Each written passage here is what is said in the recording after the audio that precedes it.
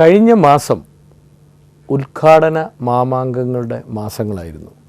മാസികം ഇവിടെ പരിശോധിക്കുകയാണ് എത്ര ഉദ്ഘാടനങ്ങൾ കേരളത്തിൽ നടന്നു, എന്തൊക്കെ പ്രാവർത്തികമായി, എന്തൊക്കെ പ്രവർത്തന രീതിയിലേക്ക് വന്നു എന്നുള്ളത്. വളരെ രസകരമായ ഒരു റിപ്പോർട്ടുമായി മാസികം.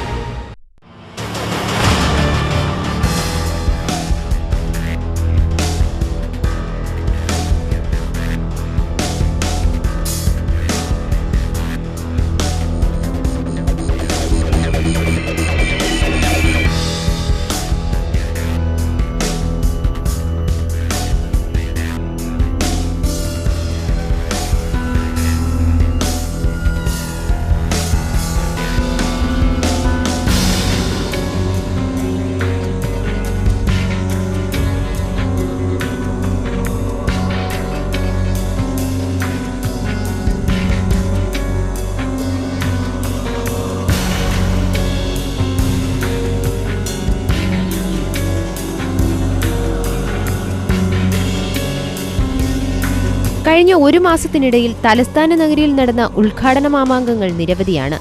ഈ ഉദ്ഘാടന വാർത്തകൾ ഒന്നുകൂടി പ്രേക്ഷകരെ ഓർമ്മപ്പെടുത്തുകയാണ് മാസികം. കുറെ ദിവസങ്ങൾക്ക് മുമ്പ് കഴക്കൂട്ടത്ത് KSRTC ബസ് സ്റ്റേഷന്റെയും ട്രിഡയുടെ വാണിജ്യ സമുച്ചയത്തിന്റെയും നിർമ്മാണ ഉദ്ഘാടനം നടന്നു. തിരുവനന്തപുരം കണ്ണാശുപത്രിക്കായി മൾട്ടി സ്പെഷ്യാലിറ്റിയോടുകൂടിയ ബഹുനില മന്ദിരവും SITയിലെ മാതൃശിശു മന്ദിരവും മുഖ്യമന്ത്രി ഉമ്മൻചാണ്ടി ഉദ്ഘാടനം ചെയ്തു. പാളയത്തെ ബഹുനില പാർക്കിംഗ് സൗകര്യമൊരുക്കുവാനുള്ള നിർമ്മാണോദ്ഘാടനവും അദ്ദേഹം നിർവഹിച്ചു. എയർ ആംബുലൻസിന്റെ ഉദ്ഘാടനവും വളരെ ഗംഭീരമായാണ് നടന്നത്. ഈ ഉദ്ഘാടനങ്ങളെല്ലാം നടന്നതല്ലാതെ പലതും പ്രവർത്തന സജ്ജമായിട്ടില്ല. പല പദ്ധതികളും ഫയലുകളിൽ മാത്രം ഒതുങ്ങി നിൽക്കുന്നു. ഈ ഉദ്ഘാടന വാർത്തകളിൽ ഏറ്റവും ഒടുവിൽ ഒരു മാസം മുമ്പുള്ള പത്രങ്ങളിൽ റിപ്പോർട്ട് ചെയ്ത വാർത്തയായിരുന്നു മെഡിക്കൽ കോളേജിലെ മൾട്ടി സ്പെഷ്യാലിറ്റി ബ്ലോക്കിന്റെ ഉദ്ഘാടനം. അത്യാധുനിക സൗകര്യങ്ങളോടെയാണ് മൾട്ടി സ്പെഷ്യാലിറ്റി ബ്ലോക്ക് നിർമ്മിച്ചിരിക്കുന്നത്. ജെറിയാട്രിക് വിഭാഗം, polytrauma ICU, multi disciplinary ICU, cardiac ICU, cardiothoracic operation തിയേറ്ററുകൾ, ആധുനിക മോർച്ചറി എന്നിവ സജ്ജമാക്കിയിട്ടുള്ള ഈ മൾട്ടി സ്പെഷ്യാലിറ്റി ബ്ലോക്കിന്റെ ഉദ്ഘാടനം കഴിഞ്ഞിട്ടും ഒരു മാസം. ഈ ബ്ലോക്കിന്റെ പ്രവർത്തനം നിലവിൽ ഭാഗികമായി മാത്രമേ ആരംഭിച്ചിട്ടുള്ളൂ എങ്കിലും ഉദ്ഘാടന പരമ്പരയിൽ ഉൾപ്പെട്ട പ്രവർത്തന സജ്ജമാകാത്ത പല പദ്ധതികളുടെയും മന്ദിരങ്ങളുടെയും പ്രവർത്തനം സാധ്യമാക്കുവാൻ അധികൃതർക്കു കഴിയണം. ഉദ്ഘാടന മാമാങ്കം കണ്ട് സന്തോഷിച്ച ജനങ്ങളെ മഴവില്ലു കണ്ട് മോഹിച്ച കുട്ടിയുടെ അവസ്ഥയിലാക്കരുത്. വെയിലുമാറി മഴ വരുന്നതോടുകൂടി മഴവില്ലിനെ കാണാനാകില്ല എന്നറിയാത്ത കുട്ടിയെപ്പോലെയാണ് ഇപ്പോൾ ജനങ്ങളെന്നാണ് മാസികത്തിന് മനസ്സിലാക്കാൻ കഴിയുന്നത്.